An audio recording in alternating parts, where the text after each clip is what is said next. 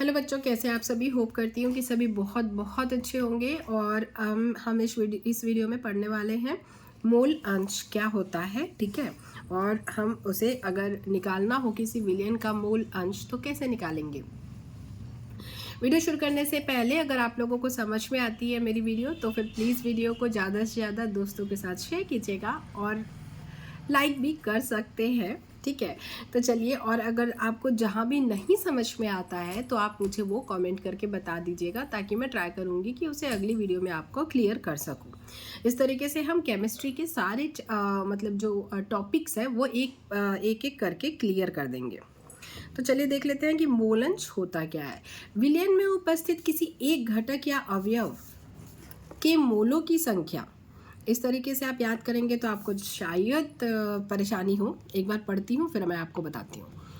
विलयन में उपस्थित किसी एक घटक या अवयव के मोलों की संख्या तथा विलेय एवं विलायक के कुल मोलों की संख्या के अनुपात को उस अवयव का मूल अंश कहते हैं। इसे x से व्यक्त करते हैं। अब ये परिभाषा याद कैसे करेंगे आप, क्योंकि अगर एग्जाम में तो आ सकता है ना, टेस्ट में तो आएगा ही आएगा आपके। तो भाई मूल अंश क्या होता है। ठीक है, मूल अंश पूछेगा तो विलयन में उपस्थित किसी एक घटक, मान लो कोई जैसे अपन क्या लिखेंगे, किसी एक विलयन में उपस्थित किसी एक घटक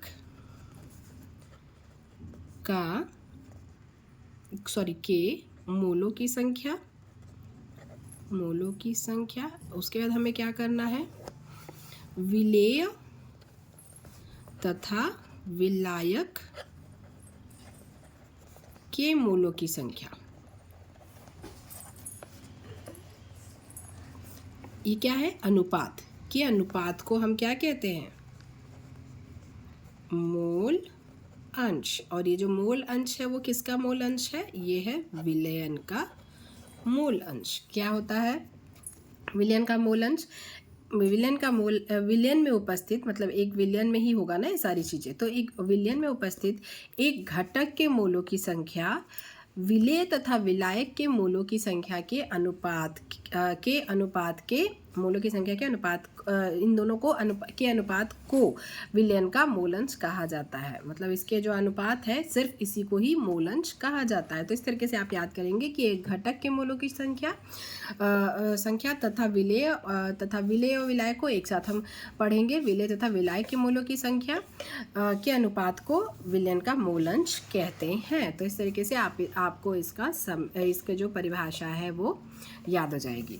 इसे किससे व्यक्त करते हैं, इसे x से व्यक्त करते हैं। माना एक विलयन में विलेय के Na मोल तथा विलायक के Nb मोल उपस्थित है। इन दोनों को, विलेय को Na से इंडिकेट किया है और विलायक को Nb से किया है। ठीक है, तो A जो है वो विलेय है और B जो है वो विलायक है। तो इनके मोल उपस्थित हैं। तो इस स्थिति में कैसा हमारा बनेगा इक्वेशन, तो बनेगा विलेय के मोल अंश।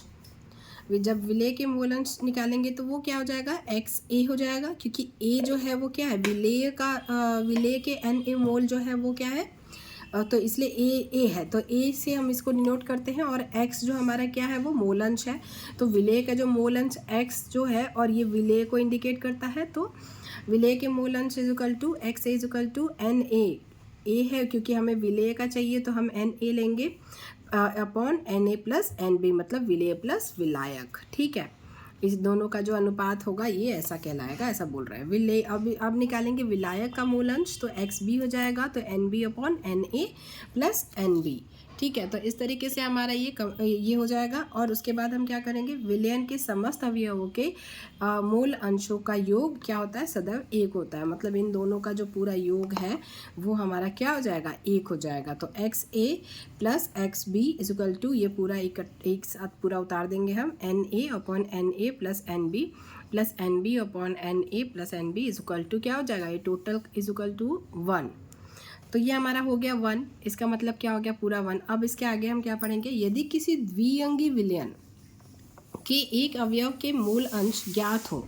कोई एक द्विअंगी विलयन है, ठीक है, तो जैसे दो घटक वाला, तो द्विअंगी विलयन है तो उसमें क्या होता है कि एक अवयव के मूल अंश ज्ञात हो अगर हमें, तो हमें पता ही है कि मूल अंश कितना होता है, इन लोग का मोल अंशों का योग जो होता है सदैव क्या होता है, एक होता है। तो एक हमें पता हो तो ज्ञात हो तो दूसरे अवयव का मोल अंश निकाला जा सकता है। ऑब्वियसली ए पता हो तो बी निकाला ही जा सकता है।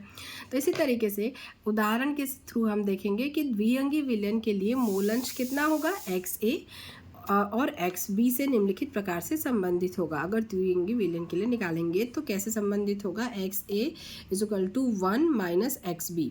तो 1 यहाँ पे किसको डिनोट कर रहा है, ये हमारा 1 जो है वो पूरे इसको डिनोट कर रहा है, ठीक है। तो ये पूरा प्रक्रिया होने के बाद 1 आया है, तो 1 माइनस एक्स बी। अगर हमें एक्स ए निकालना है तो एक्स बी निकालना रहेगा तो 1 माइनस एक्स बी एक्स ए हो जाएगा। तो मोल अंश विलयन के ताप पर निर्भर नहीं करते, मतलब जैसे टेम्परेचर अप एंड डाउन करने से मोल अंश पे कोई फ़र्क नहीं पड़ता है। तो इस तरीके से हमारा मोल अंश, मोल फ्रैक्शन कंप्लीट होता है। अगर वीडियो अच्छी लगी हो तो दोस्तों के साथ ज़्यादा से ज़्यादा शेयर करें, लाइक करें। चैनल पर नए हैं तो चैनल को सब्सक्राइब कर लें। कोई और टॉपिक आपको पढ़ना हो, समझना हो तो आप मुझे कमेंट कर सकते हैं। चलिए मैं मिलूँगी आप लोगों से अपनी अगली वीडियो में। तब तक के लिए बाय बाय एंड पढ़ते रहिए अच्छे से, एग्ज़ाम में अच्छे मार्क्स लेकर आइए।